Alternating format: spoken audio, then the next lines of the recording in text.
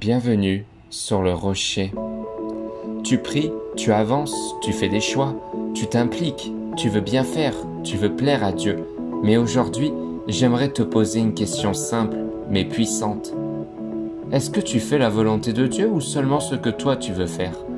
Parce que ce n'est pas parce qu'une chose semble bonne qu'elle vient réellement de lui. Il y a des choix qui brillent, mais qui ne bénissent pas.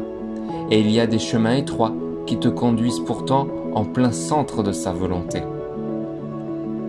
Beaucoup confondent travailler pour Dieu avec marcher avec Dieu. Tu peux chanter, prêcher, servir, mais être totalement à côté de ce que Dieu attend de toi. Ceux qui me disent Seigneur, Seigneur, n'entreront pas tous dans le royaume des cieux, mais seulement celui qui fait la volonté de mon Père. Matthieu chapitre 7 au verset 21.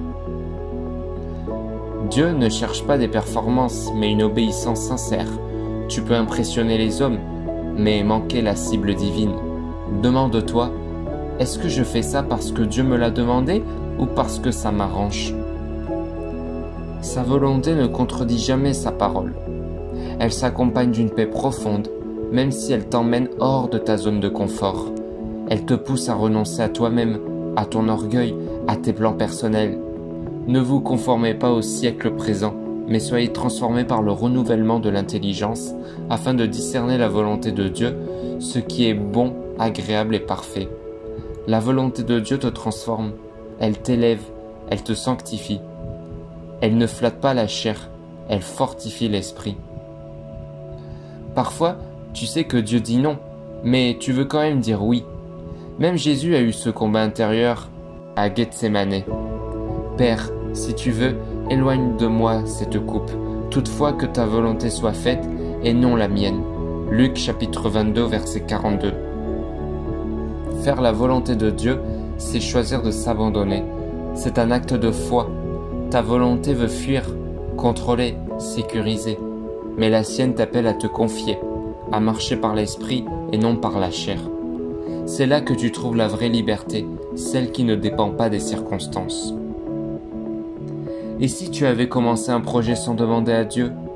Et si tes décisions étaient basées sur tes émotions, ta logique ou ton confort?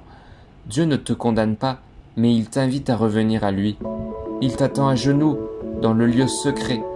Prie sincèrement, Seigneur, pas ma volonté, mais la tienne, montre-moi ton chemin. Dieu ne parle pas toujours fort, mais il parle toujours clair. Il n'attend pas que tu sois parfait, il attend que tu sois disponible. Faire la volonté de Dieu, c'est plus qu'un choix ponctuel. C'est un style de vie, une relation, une marche constante. C'est dire oui quand c'est difficile, c'est dire non quand c'est tentant. Mais c'est aussi vivre une vie qui porte du fruit éternel. Tu peux bâtir une vie entière sans lui et tout perdre. Ou tu peux lui confier ta vie et tout trouver. Alors aujourd'hui, pose-toi cette question essentielle. Est-ce que tu fais sa volonté ou la tienne? Et si ce n'est pas la sienne, il est encore temps de changer de direction. Dieu ne cherche pas ton activité, mais ton cœur. Marche selon lui, c'est là que commence la vraie vie. Si ce message t'a parlé, n'hésite pas à liker et à t'abonner. À demain pour un nouvel enseignement biblique.